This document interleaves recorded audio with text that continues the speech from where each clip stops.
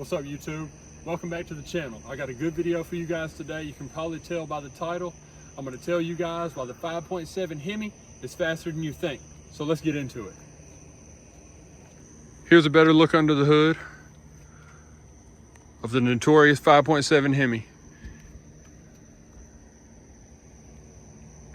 All right, before I get into today's video, I want to thank you guys for 5,000 subscribers. I want to thank you guys, everybody who comments, watches the videos, anything to help boost the videos out. 5,000 subscribers is a big milestone, and I just want to say thank you to everybody who's helped me get there. All right, the first thing I want to say is what you see on social media is not true. If you didn't already know that, or you don't know anything about the 5.7 Hemi, you probably see what's put on social media that they're so slow, they're so heavy, you can't have any fun, this and that. So I'm going to explain to you why that is completely wrong and you should not listen to that.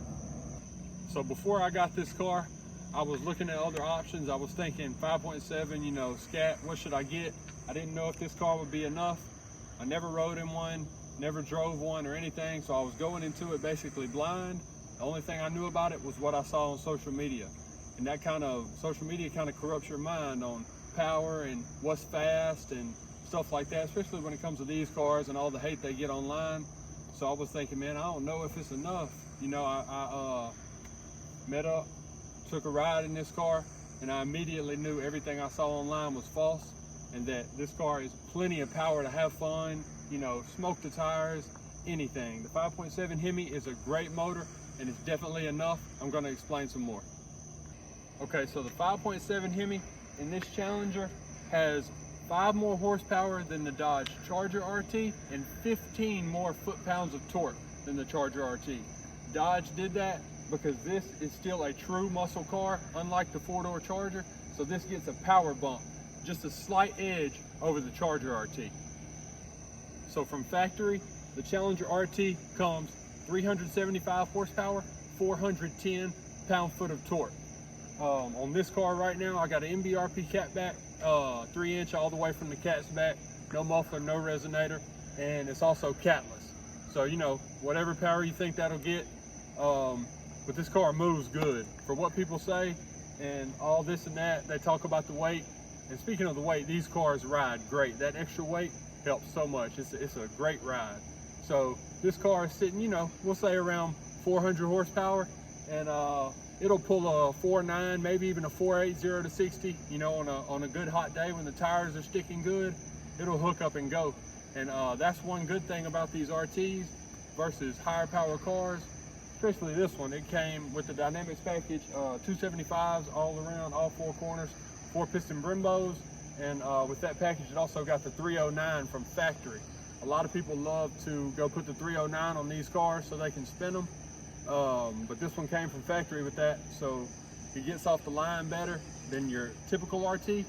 But even your typical RT, if you pull up to a stoplight next to somebody in a higher power car, most likely they can't put it down and they're gonna spin, and you're gonna be able to get off on them. And these cars can really bully cars from red light to red light. Higher power cars, they don't expect it, and these RTs will get down pretty good.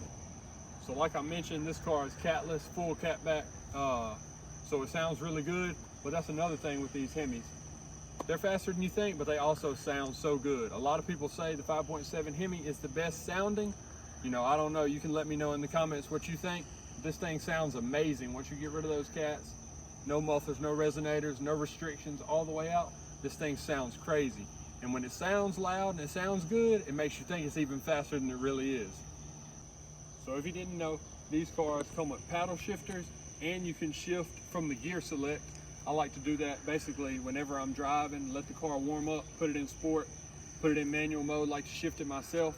So that way, you keep the RPMs wherever you want, easier to get in the power band.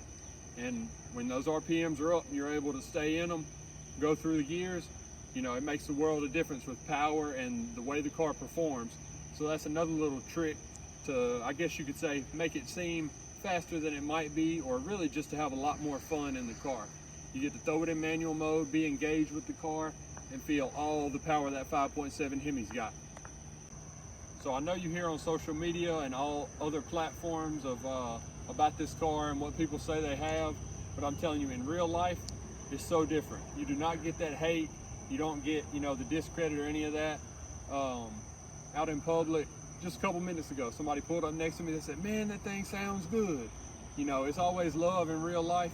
And 9 times out of 10, when you pull up to the light, whoever's next to you, you're gonna be able to take them no problem. Like I said, even if it's a higher power car, if it's rear wheel drive, most likely they can't put it down and you're gonna be able to take off on them red light to red light. So these cars are a lot of fun and they get a lot of love. If you get one of these cars and you're driving it around and you say, man, it's not enough. You know, like I said, catless makes a big difference. Full exhaust makes a big difference and gets you a good bump on power. When I was catback only, I raced my buddy, Challenger RT as well, everything the same. He had a mid-muffler delete, I had the MBRP catback. We went 0 to maybe triple digits, and I put 3 cars on him. So just a quality catback, quality exhaust makes a world of difference and can gain you some power. If that's not enough for you, you know, the cheaper, more cost-effective mods could be, you know, cold air intake.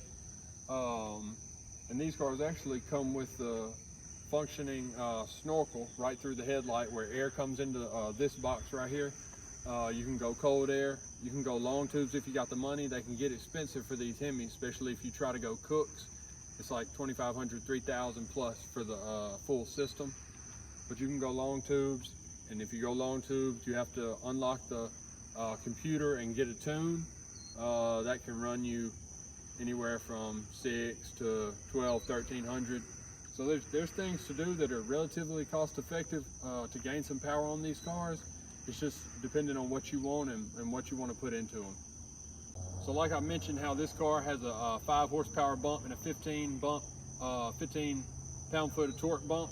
I've raced, I don't know, a handful of Charger RTs and beat them every time, gave them a couple cars with no problem, even while, you know, shifting it myself. And like I said, Dodge did that because this is the last real muscle car. Stayed true to its heritage all the way from the 70s until this finished in 23. As you can see, the shape is still the same, and they just kept it simple with the 5.7 Hemi. It's got all you need. Like I said, even with those mods, if you don't want to do any of those mods, straight out of the box, off the factory line, this car has plenty of power to have fun, smoke the tires, you know, do whatever you want. Everybody looks at it. And on some of these cars, you can get the launch control and you can get the line lock. Line lock will hold the front brakes and you can smoke the back tires until they pop. So this generation, all of these cars from 2015 and up use the ZF Auto 8-speed transmission, which is a great transmission. It's good in automatic mode, but it's even better when you're shifting it yourself. The shifts are so crispy, and a lot of people say these transmissions are bulletproof. You know, other people like BMW use this transmission because of how good it was, and I've never had a single problem out of it. Reliability on it and everything is great. So these cars come with the power plant and they come with a really good transmission to back it up. So if you get one of these cars and they don't come with a package like this right here, the Dynamics package, they're gonna come on 245s all around. So it's not gonna make you any more power like on a dyno sheet, but you'll be able to put the power down a lot better if you get some bigger tires. Right now I'm running the Nitto NT555 G2s. And they've done great for me, hook up really good, but you need some bigger tire out there to make sure you're able to put the power down. And you know, if you race or whatever, red light, make sure you get off on whoever you're racing, or just, you know, to put the best times out if you're riding alone. The biggest thing I can say to find out if these cars suit you and if it's enough power for you or if you like it or anything is just find one and go test drive it.